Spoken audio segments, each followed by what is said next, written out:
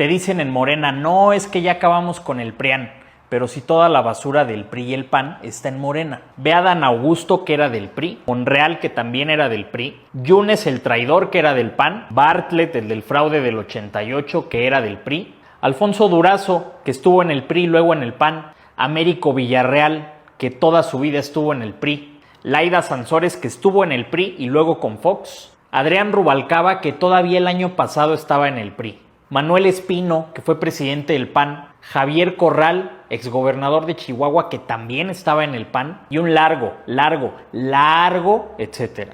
El país sigue igual que antes. Los corruptos no se destruyen, pero sí se crean y sobre todo se transforman. Cuando te digan que ay, qué bueno que ya no gobierna el PRIAN, recuérdales que toda la basura y los desechos de esos dos partidos hoy están en Morena y están destruyendo al país. Tal vez yo no sé mucho de historia de México, pero ¿sabes de qué sí sé? De números, y de eso te voy a hablar. Y curioso que digas que todos los presidentes antes de López Obrador eran unos parásitos, porque entre todos ellos, entre todos esos parásitos, lograron una deuda pública de 8 billones de pesos. ¿Y a cuánto asciende la deuda pública después de López Obrador? A más de 15 billones de pesos. Esto quiere decir que él solito logró casi duplicar la deuda pública de todo el país. Pero ahí no termina todo. ¿O qué creías? ¿Que me había olvidado de la presidenta de Chain? De junio de 2024 a junio de 2025 la deuda pública de México subió 1.7 billones de pesos. Esto quiere decir que en total la deuda pública de México es de más de 17 billones de pesos. Si divides estos números entre cada uno de los mexicanos, esto quiere decir que tú, yo y hasta tu bomba madre, cada uno de nosotros debemos 133,000 pesos de una deuda que nunca pedimos. Ahí te va la cerecita del pastel. Las estadísticas nos dicen que si tu presidenta de Chain sigue endeudando al país como lo está haciendo hasta ahorita, al momento de que ella salga del poder, el país va a estar endeudado por otros 10 billones de pesos aproximadamente, nada más por ella solita. O sea que en 5 años vamos a tener una deuda pública de aproximadamente 25 billones de pesos, cuando antes de la cuarta T solamente era de 8 billones de pesos. Ahora sí que, como dicen en mi pueblo, con eso o te guiso un huevo. El impuesto es el disfraz elegante del saqueo. Nos enseñan que los impuestos son el precio de la civilización, pero en realidad muchas veces son la máscara de un saqueo bien estructurado.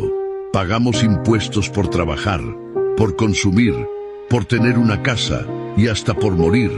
Y mientras el pueblo carga con el peso, los poderosos encuentran siempre la forma de evadirlos.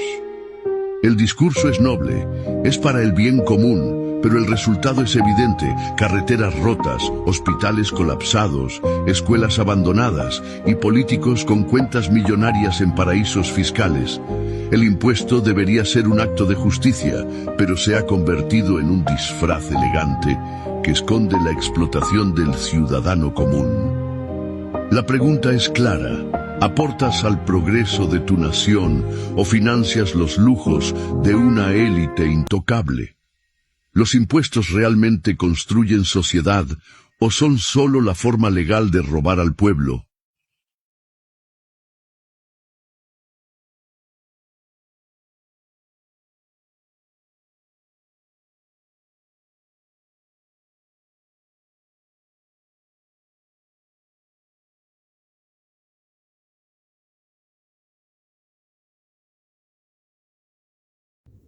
Amigos, ¿qué tal? ¿Cómo están? Muy buenas noches en este miércoles. Miércoles de muchas ocupaciones, de muchas cosas que hacer.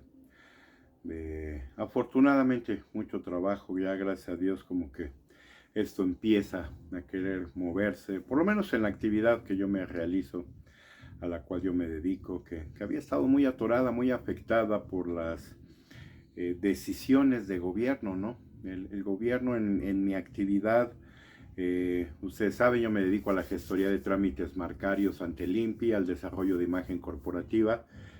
Todas estas actividades se han visto muy afectadas, las actividades comerciales, ¿no? Se han visto muy afectadas por las decisiones, sin duda, del gobierno. El gobierno no está invirtiendo en prácticamente nada, ¿no?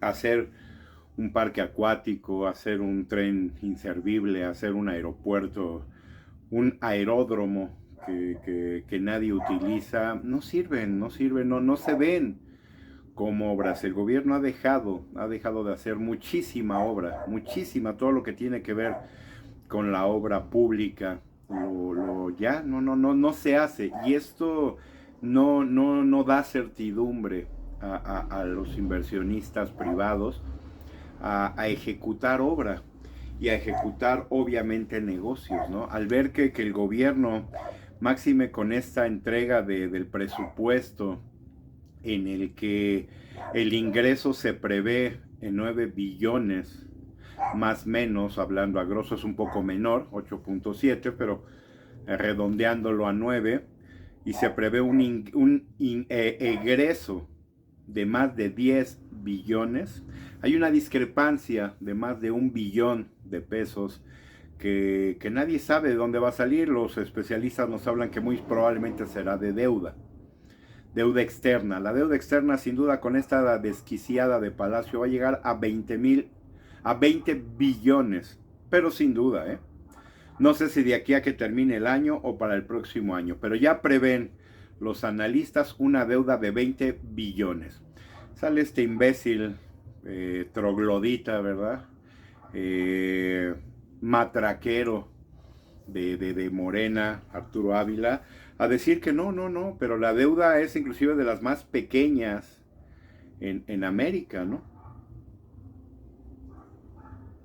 Y esto yo me preguntaba, o sea, esto es como qué entonces, como tener una tarjeta de crédito con un límite por encima del salario de cualquiera de ustedes.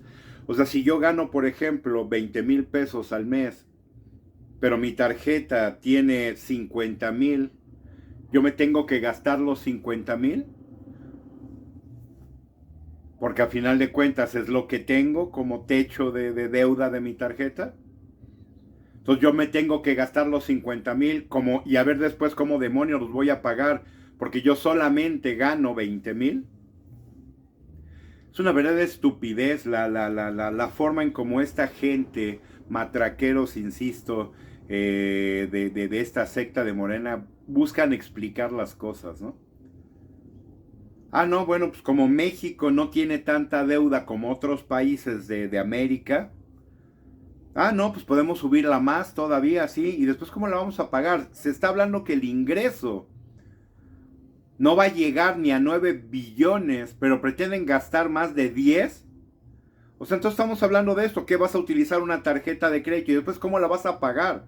Obviamente tengo claro que estos idiotas no la van a pagar.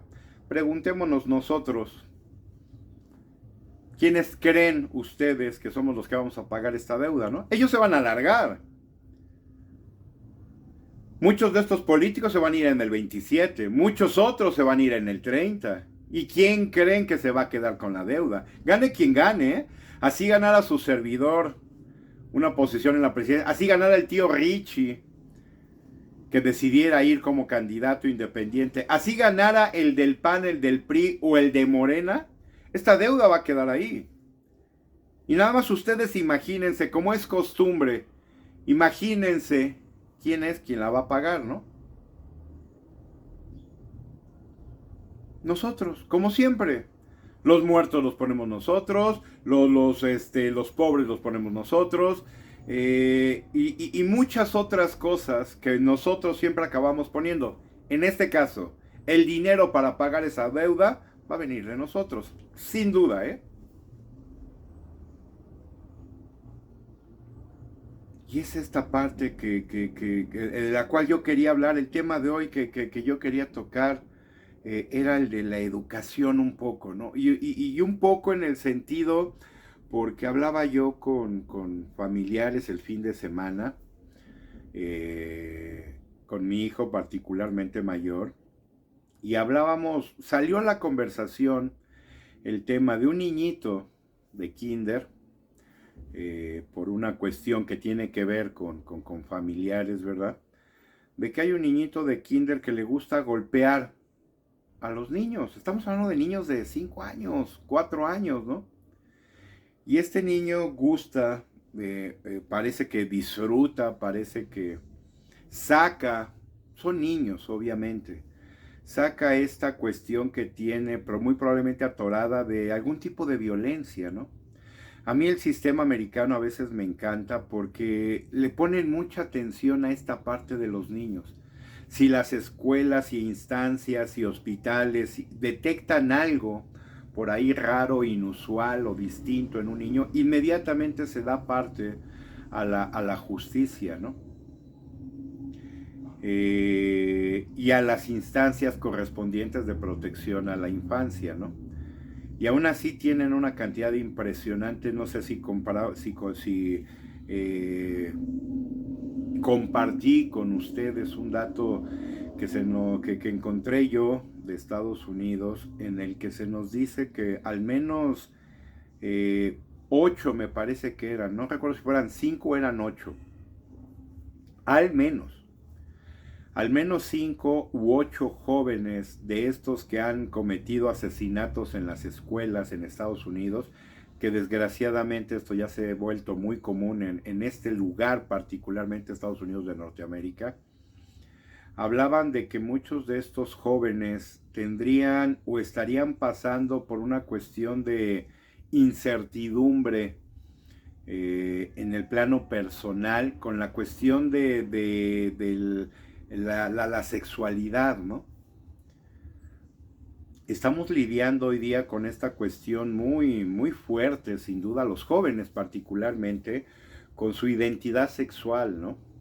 Se hablaba que en este estudio que realizaron en Estados Unidos, al menos 8 de estos delincuentes, algunos de ellos se consideraban mujeres, ¿cómo dicen?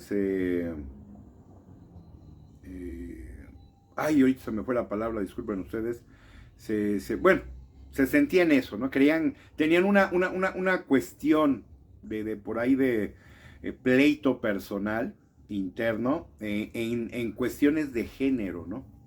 Se estableció que al menos 4 de estas personas se habían cambiado inclusive el nombre a un nombre de mujer. La percepción, ya me vino la palabrita, ellos se percibían como mujeres. Hay otros que se da esta cuestión del homosexualismo. El homosexualismo es a un hombre que le gustan los hombres o a una mujer que le gustan las mujeres, ¿no? Lesbianismo y homosexualismo, o sea, el homosexualismo, ¿no? Que se da, le pone nombres a todo a veces. En el caso de mujeres, lesbianismo, en el caso de los hombres, simplemente homosexualismo. Pero insisto, es una preferencia sexual personal, muy de cada quien. O sea, yo no veo, insisto, para mí estas cuestiones de este tipo de percepciones, yo no les veo ningún problema, siguen siendo seres humanos. Y como yo siempre lo dije, si yo fuera presidente de este país, yo voy a gobernar para seres humanos. ¿Qué te creas, qué te sientas o qué piensas que eres? Ese es tu problema personal, interno y muy tuyo.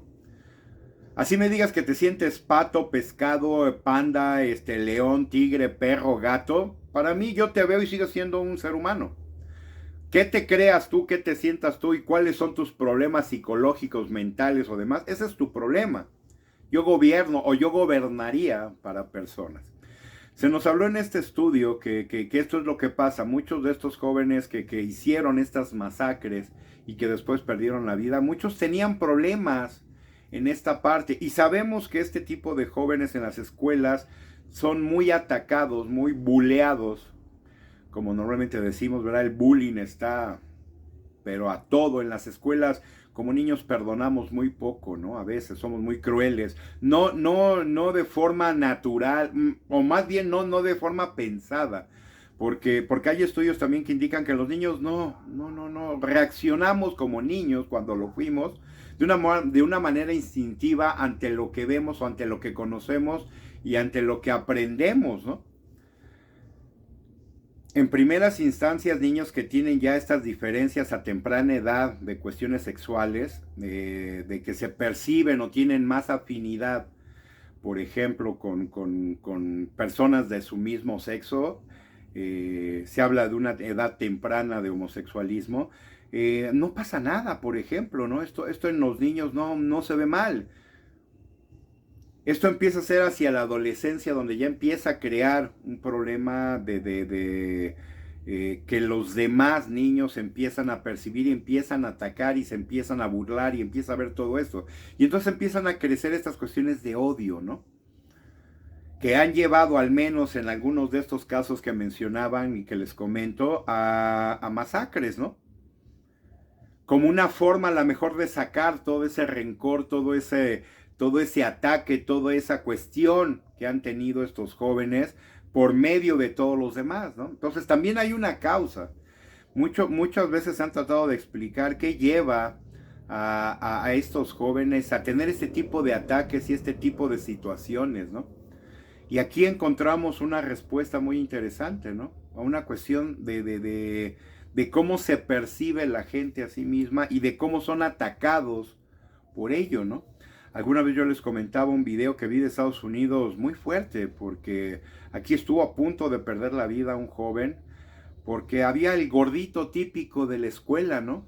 Esto a nivel secundaria, no preparatoria, a nivel secundaria en Estados Unidos. Y este niño era molestado constantemente, un niño sí un poco alto, porque sí era un niño grande, un poquito más allá de lo normal, pero además era muy, muy gordito.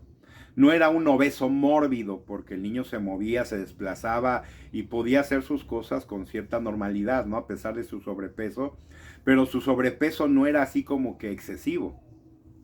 Era un niño grande, más bien, ¿no?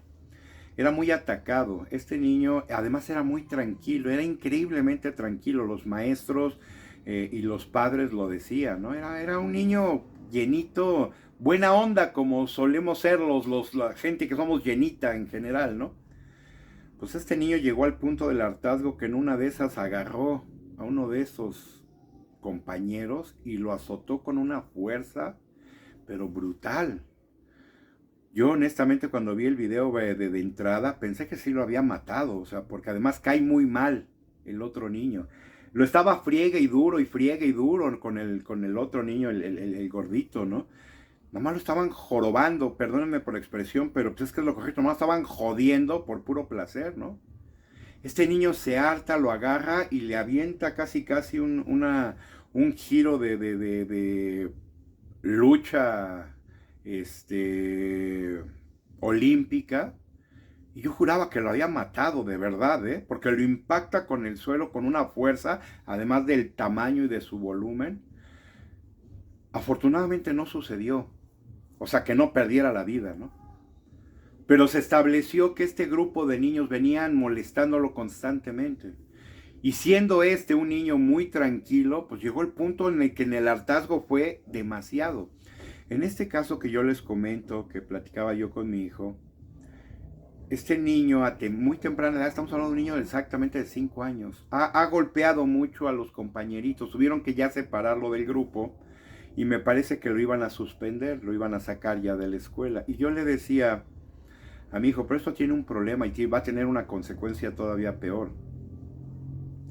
Parece ser que en México nadie se preocupa por estos niños y estos niños son reflejo de lo que son en su casa, sin duda. Este niño yo no creo que sea violento por naturaleza. Este niño debe ser violento por una consecuencia familiar.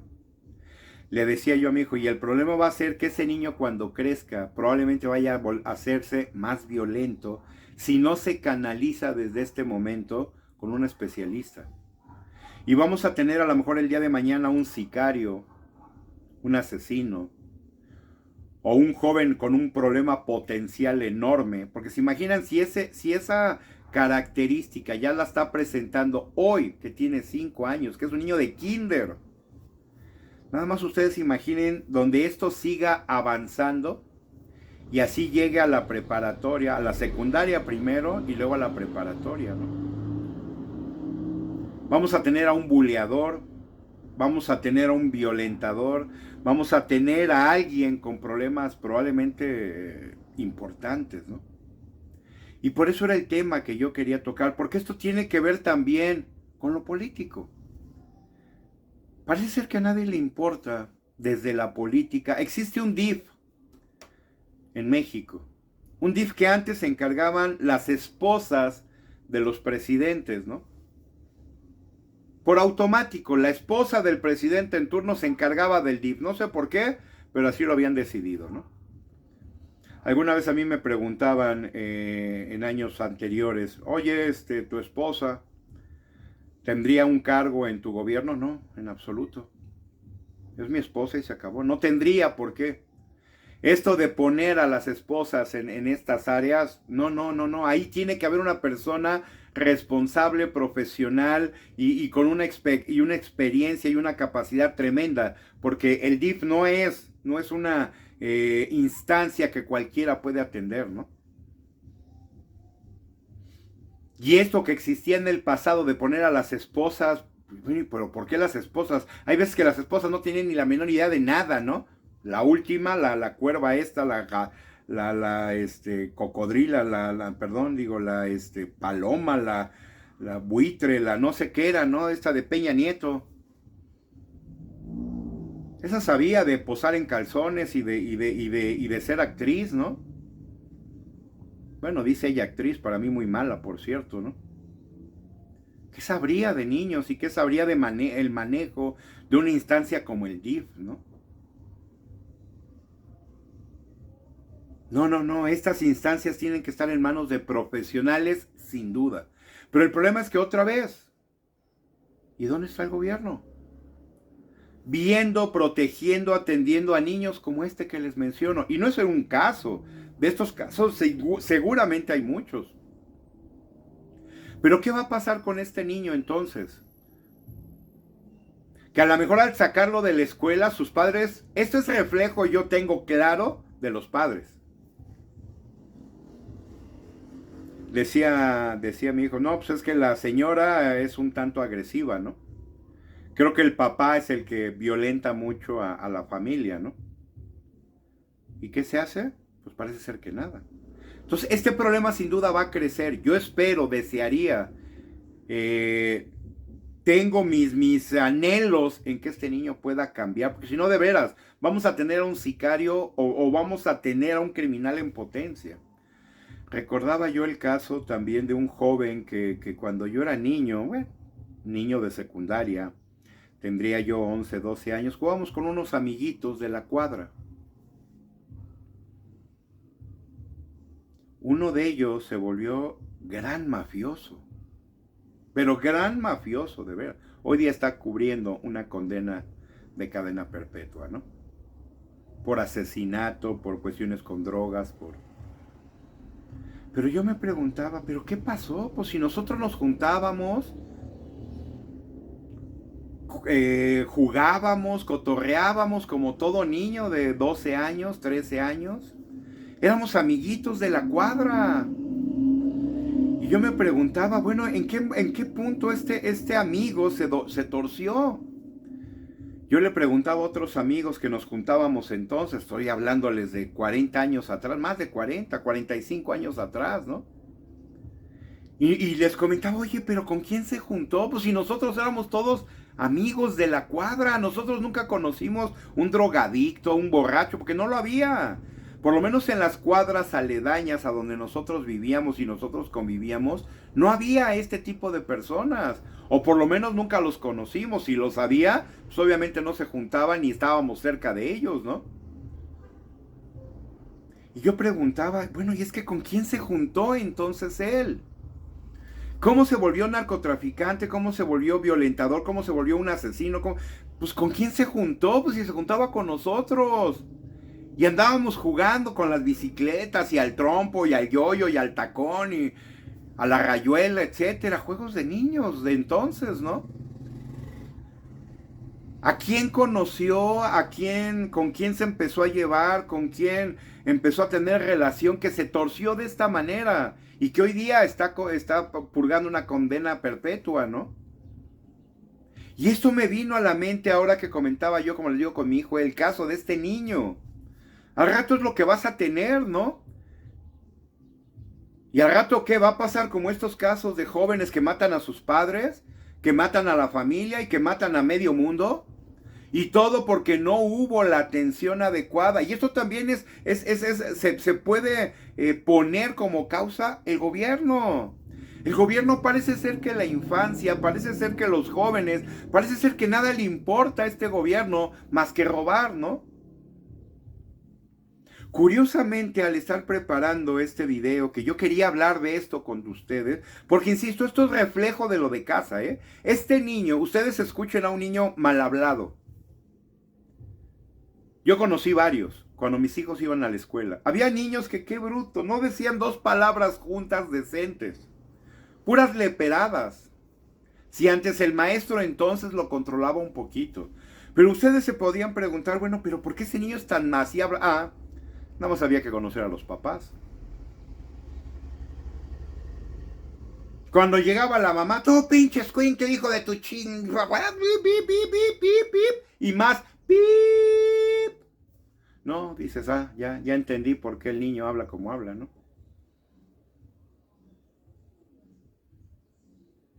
Los niños siempre son reflejo de los padres. Y entonces este niño de 5 años del kinder que ya violenta a sus demás compañeritos, sin duda es algo que aprendió en casa. Y como les digo, ¿y qué hacemos? ¿Lo dejamos? ¿Lo perdemos?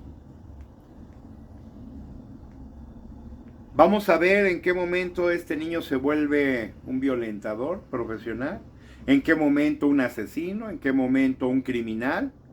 O a la buena de Dios esperar que se enderece por él mismo, cosa que no creo que suceda. Porque les digo, ¿se imaginan si a los 5 años ya es así? Pues de seguir esta tendencia, nomás imagínense cuando tenga 10, va a ser el buleador de la primaria, ¿no? Esté en una institución pública o privada. No, y no hablemos cuando llegue la secundaria. No, aquí ya el nivel de perfección de violencia va a ser magistral, ¿no? De seguir, insisto, en esta tendencia. ¿Y qué hacen los colegios? ¿Sacar a los niños de la escuela? ¿Ese es lo más inteligente? Pues como no lo podemos controlar, ¿y por qué vamos a lidiar con él? Pues nomás lo sacamos de la escuela. Otro motivo más para que haya y este niño se sienta desplazado, ¿no? Y les digo que es curioso porque casualmente ayer veía yo el programa más bien hoy en la mañana, veía yo el programa de ayer de Loret y me vino a la mente una cuestión que está sucediendo en Nepal. En Nepal les censuraron las redes sociales a los jóvenes, a la generación Z, que se conoce esta generación también actual de jóvenes y todo, que porque les bloquearon todo el acceso a ciertas páginas. No, los jóvenes se pusieron como locos, ¿no? Pero no fue el simple hecho de eso nada más, sino que decían en esta nota que nos presentó Loret algo muy interesante. La gente ya se cansó de ver cómo los hijos de los políticos viven presumiendo las riquezas que no pudieron haber conseguido por sí mismos, ¿no? Jóvenes de 15, entre 20 años, hijos de políticos, que no han trabajado en su vida, pero ya están en coches de lujo, en vacaciones de lujo, en yates, en grandes fiestas, gastando cantidades increíbles de dinero, las compras de Prada, Cartier y demás, como lo vemos con los políticos mexicanos, o comprándose residencias como políticos mexicanos, 12 millones de pesos, ¿no? El hijo de este mugroña trabajando, que eso de trabajando yo lo pongo con comillas y entre paréntesis y muchas cosas, ganando 1 millón de pesos en la CFE, ¿no? Mientras el pueblo bueno, no tiene ni para comer, ¿no? Esto que vimos en Nepal, sin duda yo creo que en México nunca lo veremos, ¿no? Porque aquí el temor, la forma, las maneras del mexicano son completamente distintas. Allá ya se cansaron. Ojalá, y yo lo pensaba, ojalá y en México nos cansáramos igual, ¿no? Y qué bueno que empezara por los jóvenes, porque este problema en Nepal empezó con los jóvenes. ya destituyeron al gobierno, ya quemaron por ahí la casa de no sé quién, ya perdió la vida la esposa de un gobernador. Y los disturbios siguen, porque esto ya se fue, como dicen, como hilo de media, ¿no? Y esto vamos a ver quién lo detiene. Ya están pidiendo ellos un joven político. Una persona mucho más joven, no los viejos de siempre. No, no, no, un joven político que tenga una mentalidad distinta, diferente, ¿no? Y yo de verdad me preguntaba, viendo esta noticia de Loret, yo decía, qué bueno que en México pasara eso, pero no, difícilmente lo vamos a ver en México. Somos muy, muy dados a criticar todo, pero somos de muy poco actuar, ¿no? Obviamente, como dicen, tanto va el cántaro al agua que se acaba rompiendo, sí, pero la resistencia de ese cántaro mexicano, digamos, parece ser de acero inoxidable, ¿no? Parece ser que en vez de barro es de metal, y aquí aguantamos candela, pero con todo, vemos cómo saquean, cómo roban, porque me vino, y por eso queda un poco aunado a esto de la educación, ¿no? ¿Qué educación pudo haber tenido? Se me ocurría también, por eso se me hizo interesante tocar este tema, ¿no? Porque esta plática con mi hijo y con mi familia el domingo me hizo percibir otras cosas. Esta cosa de que acaban de detener a los sobrinos de este jefe de la Marina que trabajó con el anciano maldito, ¿no? ¿Qué tipo de educación recibieron estos personajes? Que llevaban toda su vida dentro de la milicia, dentro de lo que era la Marina. Y hoy resultan dos grandes mafiosos hermanos que se robaron, hicieron negocios, pero con todo aquello que vieron. Y esto para mí, otra vez, es un reflejo de tu educación. A mí mi abuela me lavó la boca con jabón. Y no es que me sienta yo orgulloso de ello, ¿no? Pero es que era la forma como nos corregían. Nos corregían a palazos, nos corregían a cinturonazos. Yo fui un niño muy, muy inquieto. A mí mi madre de verdad me dio hasta que se cansó. Y llegó a un punto en el que ya después no pudo conmigo, pero yo canalicé toda esa energía en aprender. A diferencia de otros, si yo hubiera tenido a lo mejor un contacto temprano en esa época con algún criminal mafioso o algo, a lo mejor me hubiera yo perdido, ¿no? Pero yo canalicé toda esa energía que tenía yo y que me causaba problemas con mi madre, y por eso mi madre me pegaba. Nunca me mató a golpes, ni mucho menos, ¿verdad? Pero sí me dio con cierto gusto, ¿no? Como lo percibo yo. Pero yo canalicé después todo eso en aprender, en conocer, en saber cosas. Por eso soy mecánico, plomero, electricista, albañil, arquitecto, y eso por estudio, y de mi profesión a lo que me dedico actualmente con mucho, y sigo aprendiendo, y me encanta aprender idiomas, estoy aprendiendo coreano, y yo lo canalicé para una cuestión pacífica, pudiéramos llamarle, y positiva. Hay gente que si encuentra en ese punto un algo disruptivo que lo lleve a una cuestión negativa, pues tenemos un criminal en potencia, ¿no? Yo afortunadamente la vida me llevó por otro lado. Y lo agradezco tremendamente. Empecé a fumar a los 14 años. A fumar ya constantemente, ¿no? Hoy día dejé el tabaco. Llevo ya cerca de, ¿qué serán? Yo creo que ya fácilmente 10 años que no fumo, ¿no? Porque ya no me sentía yo bien. No necesité de terapia, no necesité de psicólogos, no necesité de apoyos familiares para dejar el tabaco. Yo me di cuenta que me estaba haciendo mal y lo dejé. Nunca he sido bebedor, ocasional, simple y sencillamente como cualquiera, de alcohol. Afortunadamente no me perdí, pero hay muchos que sí se pierden. ¿Y qué hacían Yo me acuerdo en la escuela, ¿qué hacían mis maestros en primaria? Me pegaban.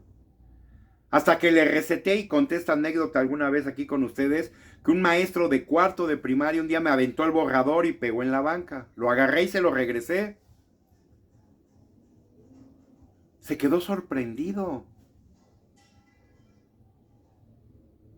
Estoy seguro que le cambié la forma de ver las cosas, porque eso nunca le había pasado. Cuando un niño de cuarto año, estamos hablando de que 6, 7, 8, 9 años, hubiera tenido una acción así con un maestro y que esta no hubiera tenido consecuencia, porque no mandaron llamar a mi papá, porque no mandaron llamar a mi mamá, porque no pasó más nada, ahí quedó. Como que el maestro se dio cuenta de que yo tuve esa acción con él después de que él la tuvo conmigo. ¿Y cómo la iba a presentar? En la dirección que iba a decir que yo le aventé un borrador, yo le hubiera dicho al director, sí, pero me lo aventó él primero a mí. Y esto hubiera sido una cuestión de violencia, que quién sabe en qué hubiera terminado. Si a mi papá lo hubieran mandado a llamar, mi papá nos consentía en aquel tiempo y nos creía, porque nunca fuimos mentirosos, nunca. Las mentiras a lo mejor normales a veces de niños, y que inventábamos cosas, pero mentirosos nunca. Me enseñaron mis padres a hacerlo, eso sí. Si mi padre hubiera ido a una cita con el maestro y yo le hubiera dicho que el maestro me aventó el borrador primero, no, eso hubiera terminado en pleito, sin duda. Porque mi papá tampoco era así como que muy dulce, ¿no? Nunca nos golpeó mi padre, eso sí, porque él también fue un niño muy golpeado de pequeño por mi abuela.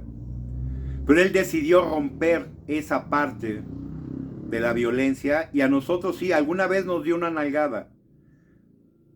Creo que puedo contar las veces que mi padre nos dio una nalgada con los dedos de mi mano y me sobran dedos. Él decidió, por iniciativa de él, romper esa violencia que él sufrió y nunca nos violentó a nosotros. Excepto cuando de veras una nalgada fue necesaria, ¿no? Insisto, y yo no me acuerdo de más de una o dos veces, ¿no? Mi madre fue otra historia. Porque las madres siempre tienen más esta historia, porque eran las madres las que se quedaban a cuidar a los niños, ¿no? Mientras el papá se iba a trabajar. En mis 58 años yo solamente recuerdo que mi padre me puso una o dos veces, me dio con una nalgada bien puesta, que no volvía a hacer las cosas, ¿no? Pero la verdad, la honestidad y lo derecho siempre estuvo ahí. Que yo decía groserías, mi abuela me lavó la boca con jabón al menos en 3 o 4 ocasiones. Y no me quitó lo lépero, ¿no? Pero yo aprendí a medirme con quién sí y con quién no se podía. Yo enfrente de una mujer no digo groserías, mayormente. Yo tenía compañeras ya en la prepa que qué bruto, pura de pe y de che, como vulgarmente decimos, ¿no?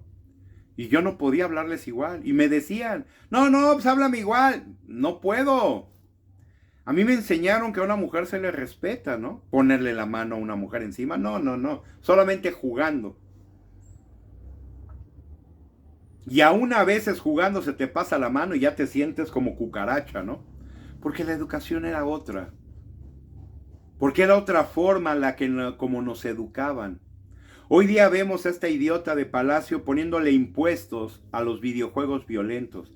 Esto está probado en el lugar que ustedes me digan del mundo, que esto no genera más violencia. Ha habido estudios importantísimos en el mundo, ¿eh? No les estoy hablando de Estados Unidos, de España, de Inglaterra. No, en el mundo. Se han hecho N cantidad de estudios y yo lo vivo en mi casa, ¿no? Mis hijos siempre les gustaron todos estos juegos, ¿no? Había aquí en aquel tiempo de los videojuegos el Contra. Un como soldado que iba matando a todo mundo, ¿no? Mis hijos no han matado jamás, ni siquiera un pájaro, ¿no? Por accidente. Muy por el contrario, la fauna nos encanta a toda mi familia, como la flora, ¿no? Nosotros no tiramos un árbol, nosotros no acabamos con una planta nada más por gusto. Al contrario, nos gusta lo verde, nos gusta la naturaleza y nos gustan los animales. Mis hijos tienen gatos, tienen perros, yo los tengo, hoy día tengo 8 gatos, tengo 3 perros. Y por ahí me voy a encontrar alguno en algún momento que también lo voy a hacer mío, ¿no? Siempre rescatando animalitos de la calle. Mis hijos tienen esa tendencia también. Porque, insisto, esto es aprendido. La violencia no es natural, no es innata de ningún niño. Mucha gente tiene esta idea de que no, es que es genio y figura. No, pero el genio y figura se creó en algún momento. Nosotros somos el reflejo de lo que fuimos de pequeñitos. Los primeros 4 años, dicen los psicólogos, son los más importantes. Lo que los niños y lo que nosotros nos pasa como niños en esta etapa temprana es lo que nos hace ser y nos condiciona. No nacemos. Es como la homosexualidad. No, tú no naces homosexual. Porque es una cuestión de gustos. Puede llegar que tú seas un niño de 4 años y a lo mejor te la pasas jugando con niñas. Y te gustan los vestidos, si eres un niño, quiero decir. Y te gustan las muñecas, y te gustan, porque siempre estás jugando con niñas. Hay gente que diría, no, pues eso te hizo volverte homosexual. No, eso hace que tengas cierto gusto por ciertas cosas. En vez de que te gusten los carritos, el béisbol o los deportes violentos, te gustan las muñecas, te gusta el ballet, te gusta la música infantil, qué sé yo. Eso no te hace homosexual. Pero hay niños que, llegado el punto, pues les llama más la atención un niño, siendo un varón, que una niña, ¿no? ¿Por qué? Por una cuestión de gusto, simple y sencillamente. Otra vez, esto sí no te lo enseña ningún padre, ninguna madre.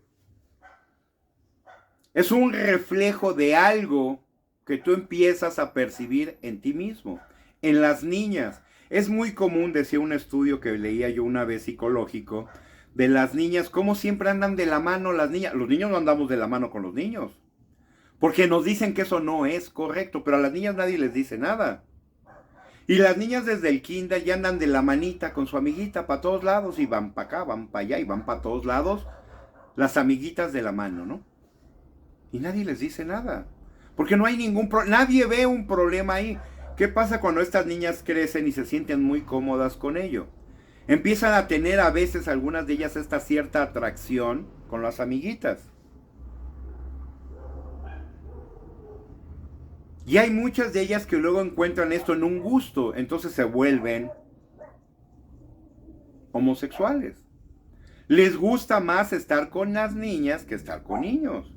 Y después empiezan a ver y empiezan a encontrar una cuestión agradable visualmente con sus compañeritas. Y hay veces es donde empieza este despertar sexual también con los niños. Hoy día es increíble que México, por ejemplo, tiene una de las promedios de actividad sexual más bajos en el mundo.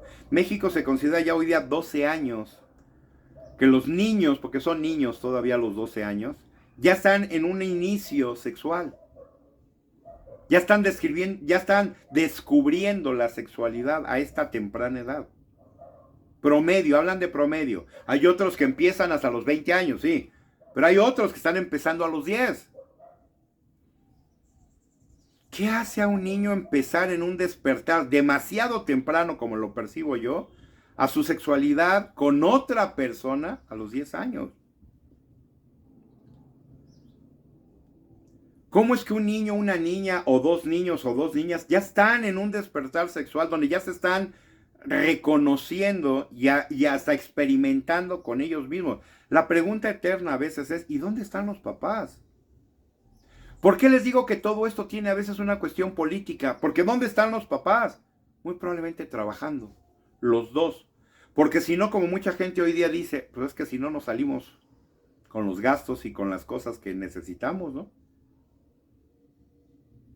Es que si no trabaja papá y mamá, pues cómo carambas pagamos escuela, uniformes, cuadernos, la vida, vacaciones y todo lo demás. En Estados Unidos es muy fácil que ambos trabajen, porque Estados Unidos, al trabajar por horas, existe esta cuestión de que sale papá a trabajar a lo mejor a las 7 de la mañana, a las 5 ya regresó, y mamá se va a trabajar a las 6 de la tarde y regresa a las 2, 3 de la mañana, ¿no? Tiempos completos. Cuando yo trabajé en Estados Unidos, en Las Vegas, en este periódico que les he comentado, Review Journal, había esto. Había un departamento, porque yo trabajaba en el periódico local, que era el Review Journal, y nosotros éramos los productores, digamos. Yo trabajaba en la imprenta. Pero hay un departamento aledaño que es el de empaque.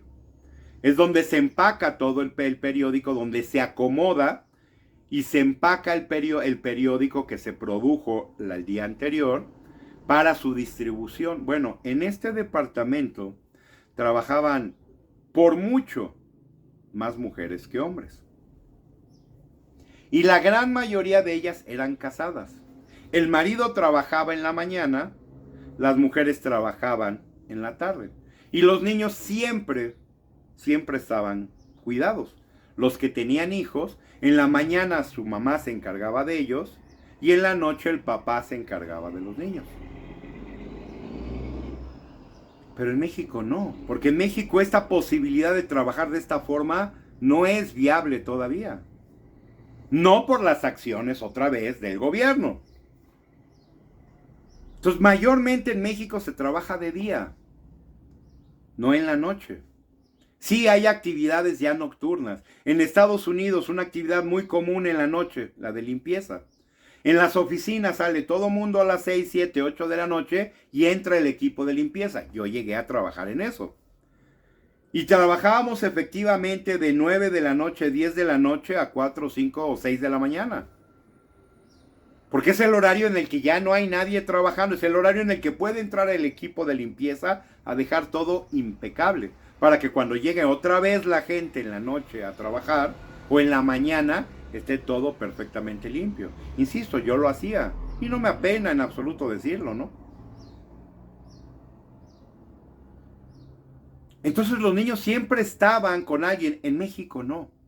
En México se dejan con la abuelita de 70 años, que ya la abuelita no puede ni con su esqueleto, menos va a poder estar cuidando niños. Se deja con la tía, se deja con el primo, con la prima, con la sobrina, con alguien. Y resulta que también aquí es donde está uno de los mayores problemas con los niños.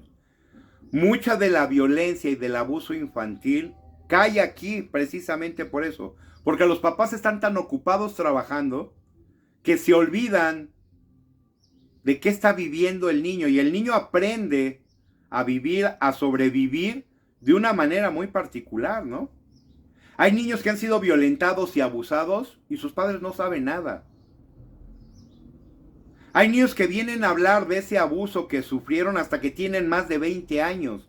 Porque entonces no hay conciencia de que ellos está pasando algo que no debe de suceder y ellos lo normalizan. Ellos ven ese abuso, a veces sexual, como algo normal, porque nadie les ha dicho que está mal. Y cuando luego estos niños quieren hablar y expresar esa situación, son golpeados. Y niños que los culpan de mentirosos. No, no es cierto, niños, eso no es verdad, eso no ha pasado. Y resulta que le creen más al adulto que los está cuidando que al niño. Con las consiguientes repercusiones, ¿verdad? Cuando quieren hacer algo, resulta que ya es demasiado tarde. Hay niños en México que se suicidan por eso. Niños. Yo conocí el caso hace muchos años de un vecino a una cuadra de mi casa. 12 años el niño se quitó la vida. Y había muchas teorías de por qué se habría quitado la vida. 12 años. ¿Cómo un niño de 12 años, qué está viviendo? ¿Qué está pasando? Ahora sí que como dicen, ¿qué está sucediendo? Como para que un niño de 12 años tome la decisión de quitarse la vida. Se colgó el niño en su casa.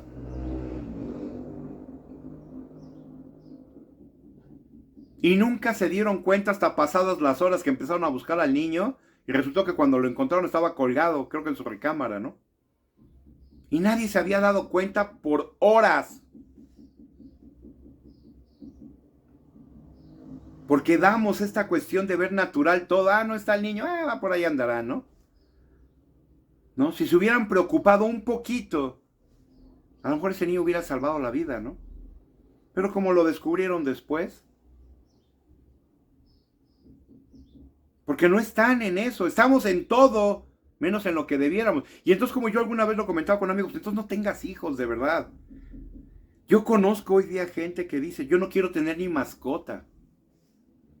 Es más, no tengo ni plantas porque se me secan, porque no las cuido. Qué bueno que haya ese nivel de entendimiento de la gente de sí mismos, ¿no? No, yo no tengo ni siquiera una planta porque se me muere. Me han regalado plantas, tenía yo buenos amigos. Me han regalado plantas y se me mueren. Porque no las cuido. Porque no, se me olvida hasta ponerles agua, ¿no? Bajo esa circunstancia no voy a tener un perro, no voy a tener un gato y mucho menos voy a tener un hijo, ¿no? Esto es lo que nos puede llevar también al exterminio propiamente del ser humano, ¿no? En Oriente es muy común, la gente ya no quiere tener hijos. ¿Por qué? Pues no, ¿por qué? La vida, el mundo no está como para traer una nueva vida, ¿no? Y estamos viendo una disminución tremenda en la población mundial. En México ya está pasando eso. Yo tengo varios conocidos de más de 30, 40 años y no quieren saber nada de hijos. Tengo sobrinos que todos andan ya por arriba de 40 años. Un porcentaje muy alto de ellos no quiere saber nada de niños. Una sobrina mía tuvo una hija por accidente. Tuvo una aventura por ahí con, no digo nombres ni digo quién, ¿verdad? Tuvo por ahí una experiencia con un hombre casado que ella no lo sabía. Resultó embarazada y el día que le dijo, la mandó al demonio, ¿no? Derechito. Ella tuvo a su hija.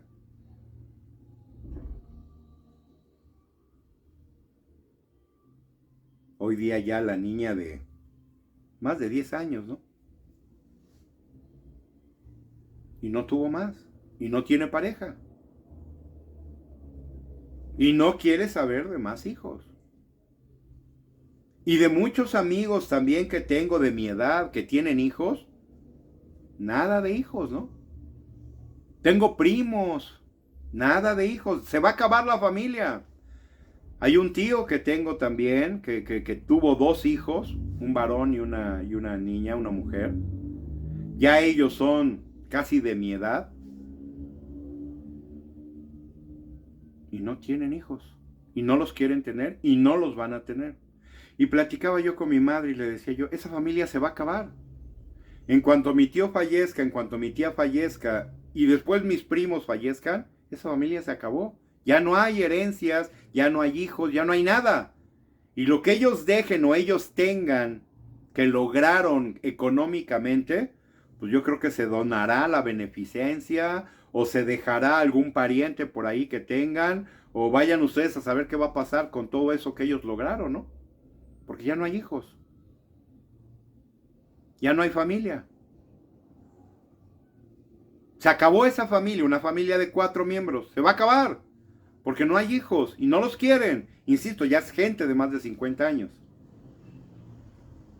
Y eso lo estamos viendo. Y eso es algo que no se está analizando en el mundo. China ya te está dando dinero para tener hijos. Nada más imagínense para los que somos de mi edad. Nosotros que vivimos ese cambio de China donde prohibió tener a solamente un hijo. Ustedes lo recordarán, inclusive jóvenes de 40, ¿no? O más jóvenes. No digo jóvenes de 40, ¿verdad? Pero gente de 40 años que vio esa situación de que China te prohibió tener hijos. Nada más podías tener un hijo.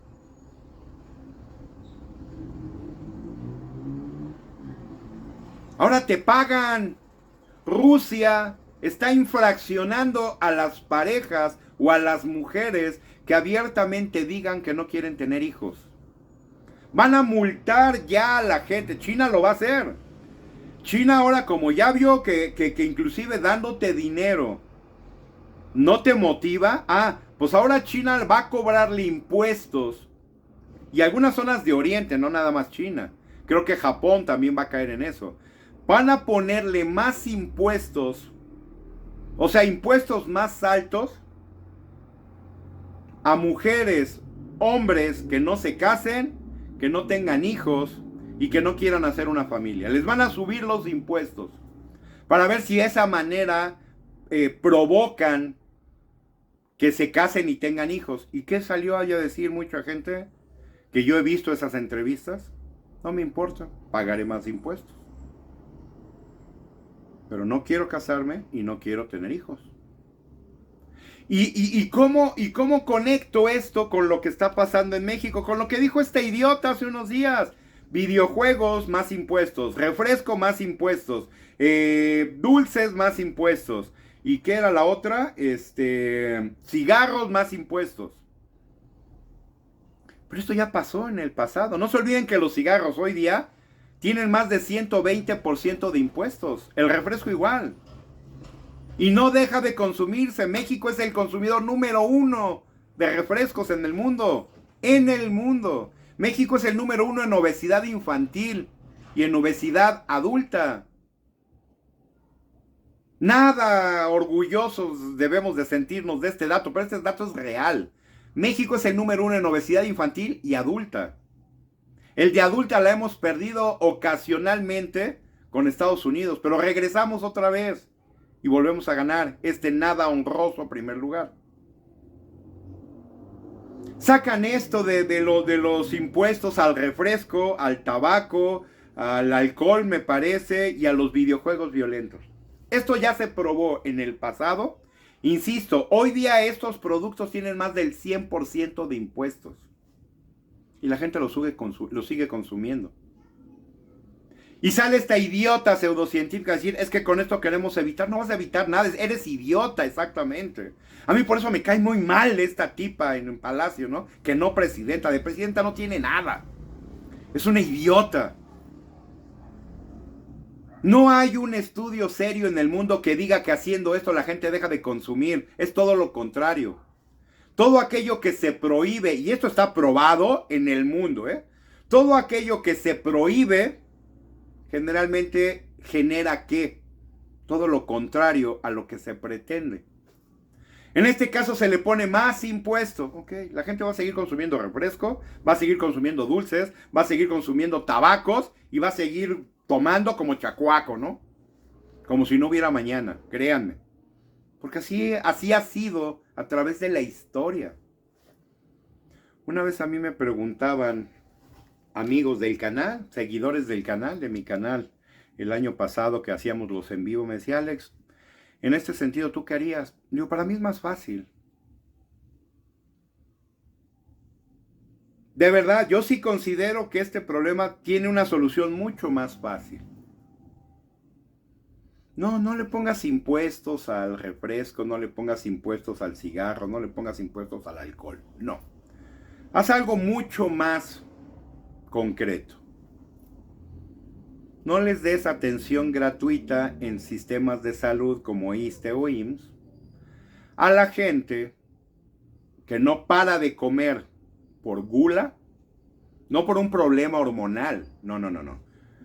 La gente obesa mórbida, que es porque no le para la boca, porque no para de comer. A la gente que fuma y que tiene enfisemas, que tiene problemas respiratorios y que tiene por fumar.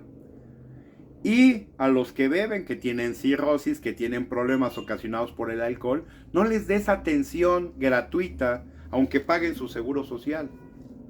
Una persona un día me decía, es que no lo puedes hacer. ¿Y por qué no lo puedo hacer? ¿Por qué los demás? Porque resulta que el seguro social, el dinero que destina a ciertos pacientes, no nada más es no nada más es el dinero de esos pacientes. Una persona, digamos, de 30 años, que le quitan, vamos a poner una cantidad, 500 pesos de seguro social al mes. Estamos hablando que esta persona al año pagó 6,000 pesos al seguro social. Paga un promedio de 6,000 pesos al año en seguro social. Pero si tú recibes una atención médica de más de 20,000, como puede ser un embarazo inclusive, algo muy sencillo, ¿no? Muy común. Un embarazo hoy día en cualquier institución pública, por pequeñito que sea el hospital, no te cuesta menos de 10, 12,000 pesos un embarazo. Tú te atiendes por embarazo en el seguro social, vas a quemar tus 6,000 pesos que pagaste de seguro social, más otros 6,000 que salió de ese pago que hacemos todos cuando somos empleados, ¿no? Digamos que todos los que pagamos hacemos esa vaquita para que se vaya atendiendo a diferentes personas con diferentes padecimientos. Yo nunca, a mí me quitaron haciendo cuentas, me quitaron muchos miles de pesos en el Seguro Social. O pagué. O me lo retuvieron por cuestiones de mi salario. Jamás, nunca utilicé los servicios del Seguro Social. Nunca, en todo el tiempo que yo trabajé como empleado. Y que estuve asalariado y que pagaba yo Seguro Social. Nunca. Mis hijos nacieron en clínicas particulares, gracias a Dios, porque la vida me dio lo suficiente para ello. Todos nacieron en clínicas, aunque sean pequeñitas, pero clínicas particulares. Nunca hice uso del Seguro Social, nunca. Y miren que me quitaron, pero hasta los calcetines, ¿no? Esta persona me decía, es que no puedes quitarles un servicio. No, claro que sí. Te estás matando por gusto, porque el tabaco, el alcohol y la obesidad es algo que la gente parece ser que hace por gusto. Nadie fuma por necesidad. Nadie toma por necesidad. Nadie traga como pelón de hospicio y como si fuera el último día del mundo por necesidad o por una cuestión de que no se pueden saciar con nada. Otra vez, es algo que aprendieron. Pero son los malos vicios. Y yo lo decía, y es muy simple. Quítales la atención médica gratuita por estas tres cosas y vas a ver si no dejan de fumar, de tomar y de comer. Yo entiendo, hay gente que me decía, no, pero es que la obesidad, por ejemplo, también puede ser hormonal. Cuando la obesidad se detecte que es una cuestión hormonal o una cuestión de orgánica, biológica, por un mal funcionamiento del cuerpo, a esa persona la podrás atender. Pero la realidad es que no es así, damas, caballeros, y seamos honestos con nosotros mismos. El mayor problema de la obesidad es que no te para la boca para comer. Y yo lo vi también en tempranas edades con mis hijos. La mamá que en vez de llevarle unos pepinos, unas zanahorias rebanaditas con limón muy ricas, no, la bolsita de papitas, la bolsita de fritura barata, de esa que venden por kilo, no de Sabritas, no, pues es muy cara, no, la que te venden por kilo. Yo lo veo todavía hoy día, voy a un lugar cercano que yo tengo a mi casa, donde a veces me voy a surtir de algunas cosas para mi hogar, y la gente viene con bolsas, pero bolsas de este tamaño, más grandes, ¿no? 1 kilo de fritura, pero 1 kilo de fritura de esa barata es una bolsa de este tamaño, no sé si me alcanzan a ver, ¿verdad? Me voy a hacer hasta para atrás, miren. Y ahí vienen tragando cochinada, ¿no? Que no tiene nada esa fritura. Pura harina. Insisto, nadie me lo platica. Y venían las señoras, les llevaban la fritura y les llevaban la coca. La botellita de Coca-Cola. No fallaba. Insisto, no le llevabas un jugo, no le llevabas una fruta, no le llevabas unas verduritas picadas. No. Fritura y coca. Y luego o el gansito, o el pingüino, o el panecito. Y había niños que eran unas pelotitas de verdad, ¿eh? No, eso no es hormonal. Eso no es un desorden genético. No. Y era obvio, tú veías a la mamá o al papá y estaban igual. Y parece ser que estos padres no se dan cuenta en la posición que están poniendo a sus hijos, ¿no? Precisamente que los bulean todo el tiempo. Y de eso parece no se dan cuenta. Pero eso no se va a quedar ahí porque eso va a escalar. Un niño que toma, finalmente, yo conocí niños que a los 12 años ya les daban alcohol sus padres, ¿no? Mire, hijo, muéstrele a los demás cómo usted se avienta una. 12 años. No, ningún niño, ningún adolescente, ningún adulto se volvió alcohólico porque sí. Porque nunca vio a nadie tomar en su casa, no. Esto tiene otra vez un origen en el descuido. ¿Queremos acabar con este tipo de cosas? No las prohíbas, nada más condiciónalas.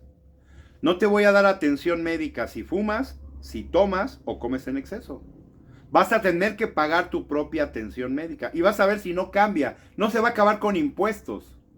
Y no estoy prohibiendo, porque al final de cuentas no te estoy prohibiendo nada. ¿Te quieres matar? Y esto lo he platicado con amigos psicólogos y demás. ¿Te quieres matar fumando, tomando y comiendo? Pues mátate, pero mátate tú. Algún día les compartí un video que hablaba precisamente de esto. Decía una persona no me acuerdo si fue en Argentina o en Perú o en un lugar de estos. Y decía él, ¿no quieres trabajar? Perfecto, no trabajes, es tu derecho. Pero de la misma manera que tú tienes derecho a no querer trabajar, yo gobierno porque te voy a dar dinero. No trabajas, no generas nada, no pagas impuestos y yo gobierno, te tengo que mantener con apoyos sociales como los que hoy día tenemos en México. No, olvídalo. Por eso a mí no me gustan los programas sociales. Porque fomentan un vicio en vez de quitarlo. Tú tienes todo el derecho a no querer trabajar, pues que te mantenga a ver quién, porque el gobierno no. ¿Vas a delinquir? Ok, si te agarramos, te metemos a la cárcel, ¿no?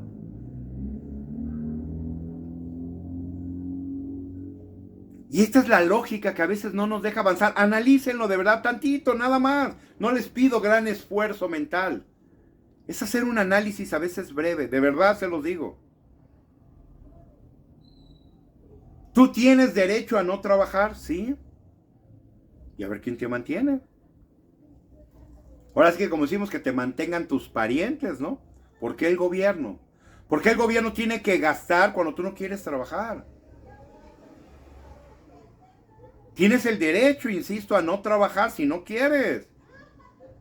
Pero nadie tiene el derecho. ¿Por qué vas a utilizar mi dinero? Yo sí trabajo, yo sí pago impuestos. ¿Por qué vas a tener el derecho de gozar del dinero que yo sí pago para mantenerte a ti que no quieres hacer nada? ¿Por qué yo voy a pagar por tus enfermedades que tú decides fumar, tomar y comer hasta el hartazgo? ¿Por qué yo tengo que pagar porque te atiendan? Y no es envidia, es realidad. ¿Por qué los demás que sí tratamos de tener una vida saludable, por qué tenemos que pagar por ti que tú no quieres hacerlo? Fumas porque quieres. Es increíble que hay gente que no tiene para comer, pero nunca le falta la bebida y el cigarro. Yo les decía esta frase que un día me enseñó mi abuela: si la gente en vez de tomar y en vez de fumar comprara ladrillos, decía mi abuela, tendrían castillos y no casas.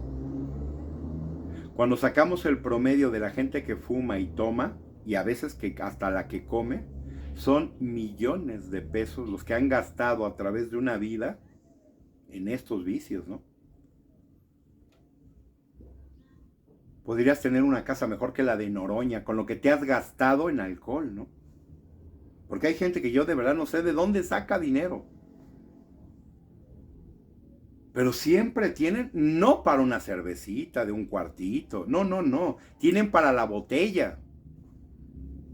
¿De dónde? No tengo la más mínima idea. Pero una vez más, esto es educación. Esto se aprendió en algún punto de la vida. ¿Y dónde estuvieron los padres? La vida me ha llevado a conocer muchas cosas. He visto compañeros de cuadra volverse asesinos, criminales, del narco, del crimen organizado, ¿no? Me ha tocado ver muertos por obesidad, ¿no? Infartos y demás, consecuencia de la obesidad. Me ha tocado ver amigos que han perdido la vida por fumar y por tomar. Y yo, mal o bien, gracias a Dios, aquí sigo, y bastante saludable, por cierto, ¿no? Porque tal vez hice lo que muchos no hicieron. Tratar de tener una vida lo más normal y saludable posible, ¿no? Me gusta hacer ejercicio todos los días. Me gusta tener una vida no de riesgos, no de problemas, ¿no? Pero porque obtuve una buena educación. Cuando yo vi este caso, insisto, de ahora estos marinos, de los que nos están hablando, que estaban con el huachicol, ¿de dónde ¿De dónde vino todo eso de estos dos sobrinos del que era el mero mero de la Marina en la época del anciano maldito, ¿no? Quiere decir que no hubo una buena formación, por más de que fueron militares o marinos de origen, porque desde muy jóvenes entraron a la Marina, algo no aprendieron bien. Uno de ellos hoy día detenido y el otro huyendo, ¿no? Parte de la formación de esos personajes en algún punto estuvo mal. Y véanlo, los hijos de los tribagos, los hijos del anciano maldito, unos ladrones, criminales, vividores. La educación sin duda a temprana edad falló toda. La nana de estos tres, que hoy día es secretaria creo que de gobernación, ¿no? Pues no nos sirvió de mucho su educación sin duda. Hizo muy mal trabajo sin duda como nana, ¿no? Veamos los metidos en tranzas, en fraudes, en cochinadas, tienen denuncias ya levantadas, ¿no? Algo no estuvo bien. Y ese es el reflejo de una mala educación, donde el gobierno a veces es muy culpable de todo eso. Insisto, en Estados Unidos, si un niño llega golpeado con ciertos signos, con ciertas marcas a un hospital, a una clínica, a la escuela, el hospital o la clínica dan parte inmediatamente a las instancias que tienen que ver con los niños. Y inmediatamente entra un trabajador social a investigar a ver qué pasó, ¿no? Y si se encuentra que hay una negligencia o se encuentra que hay un problema, el niño es retirado de esa familia, ¿no? ¿Por qué? Por su seguridad. Y aún así tienen un alto índice de violencia, ¿no? Imagínense en México que no tenemos ese sistema. Un niño llega golpeado a la escuela y nadie dice nada. Resulta que el maestro reporta a los papás, ¿no? No que los reporta a ellos, sino que les dice, oiga, es que su hijo trae estas marcas, estas, así es que se cayó. Ah, ok. Y no pasa de ahí. En vez de reportarse a una instancia como podría ser el DIF, no se dice nada. Se le dice a los padres, se les pregunta a los padres qué pasó. Ya parece que va a salir un padre y va a decir, sí, es que yo lo golpeé y lo aventé de la escalera, ¿no? Hay videos, cantidad de videos en las redes de violencia de madres, padres hacia niños, ¿no? Cantidad, todos los que quieran. Una madre que viene caminando con su niño, un pequeñito de 5 o 6 años, que viene llorando porque ya se cansó. Y la señora lo viene pateando, aventando, zarandeando. La mamá. Y aquí viene a veces otro tema, que ya lo hablaremos posteriormente, cuando toquemos todos estos temas, que a mí me gusta hablarlos con ustedes. El de la adopción a veces de padres del mismo sexo, ¿no? Hoy día yo les he dicho el dato, hay un estudio que dice que las mejores casas hogar hoy día, donde se adopta a niños, son las de precisamente padres y madres del mismo sexo, ¿no? Es donde más amor reciben, donde más cariño, donde más se les protege, en casas de padres homosexuales, ¿no? 2 hombres o 2 mujeres. Es donde más atención reciben estos pequeñitos que son adoptados, ¿no? Y estamos hablando de datos. No quiero decir que los padres heterosexuales no les den cariño a estos niños. No estoy diciendo eso. Estoy diciendo que el dato nos indica que donde mejor se encuentran estos niños es en este tipo de hogares. Ni siquiera en su propia casa, porque ahí son violentados, ¿no? Y una vez tenía yo esta discusión muy fuerte con alguien, sí, porque tú eres su papá, ¿tú lo puedes matar o su mamá? En una casa donde los padres son heterosexuales, ¿tú tienes el derecho de que tuviste un hijo, entonces tienes un derecho a matarlo a golpes? Es una estupidez, ¿verdad? Porque hay gente que dice que sí. Increíble, hay gente que en una respuesta a una pregunta así dijeron que sí. Nació de mí, si quiero le puedo quitar la vida, ¿no? No, ya cuando llegamos a este nivel de poco entendimiento, yo creo que ya no hay absolutamente nada que discutir con una persona así, ¿no? Hoy estamos viendo esto, y esto tiene una causa en el origen de educación, salud, en donde va la salud mental también, no nada más la orgánica, la biológica, no, también la mental. y lo que a veces se está aprendiendo desde casa, ¿no? Un niño violentador de 5 años es reflejo de lo que está viviendo en su casa. Y o empezamos a trabajar en eso, ojalá llegáramos a lo que está viviendo Nepal en este momento, ¿no? Donde la gente ya se cansó de lo que está viendo y recibiendo del gobierno. En México lo estamos viendo, a este Mugroña comprándose una casa de 12 millones y todavía amenazando, a ver, quítenme mi casa, muy de todas las puedo, ¿no? Mucho de esto que está pasando se dice, puedo tal vez pensarlo, ¿no? Pero se dice que mucho de esto viene del gobierno, ¿no? Porque esta loca que tenemos pseudocientífica, dicen que ya se cansó de que la están haciendo menos, ¿no? De que nadie le hace caso, de que nadie la pela, de que todos la mandan al demonio. Yo quisiera pensar que es así, ¿no? Que ojalá ya le haya salido el valor a esta señora de hacer las cosas. Porque esto que se acaba de exhibir de la Marina, pues no es menor. Pero aquí puede ir su Mesías hasta de por medio, ¿no? Insisto, hay quien dice que ya, esta señora lo que le está pasando es que ya se cansó de que la estén haciendo menos. Pero tampoco demuestra capacidad. Tampoco demuestra una gran inteligencia, ¿no? Y ante eso, ante la evidencia de la realidad de las cosas, es que los paneles solares no generan luz en la noche porque no les da luz. Ah, qué gran sorpresa, ¿no? Es que los aviones no pueden volar en el aire, ¿no? Ah, no, sí, eres brutal como científica, ¿no? Gran ciencia, ¿no? Hay muchas cosas que debemos de considerar y tomar en cuenta, ¿no? Y por más de que las cosas cambien, o por más de que las cosas sucedan, o por más de que candidatos vayan y vengan, si no empezamos nosotros también a hacer las cosas inteligentemente, absolutamente nada va a cambiar. Esos pueden estar seguros, ¿eh? O va a cambiar, sí, como lo estamos viviendo, para mal. Y vamos a ver cuánto más de eso seremos capaces de resistir. Y no se les olvide suscribirse, comentar, su like si gustan hacerlo en el video de hoy, en el canal @por ti y por México en Facebook, @por ti por México en X y nuestro canal principal Por ti por México, su servidor Alejandro Rodríguez en YouTube. Suscríbanse, comenten, compartan, denle a la campanita para que les lleguen las notificaciones. La intencionalidad de su servidor, una vez más, lograr una posición política de la más alta tal vez, mi sueño, a lo mejor sueño demasiado alto, pero a mí me enseñaron a soñar alto para lograr también cosas importantes, no para beneficio propio. Hoy día es el beneficio de todos lo que realmente me interesa.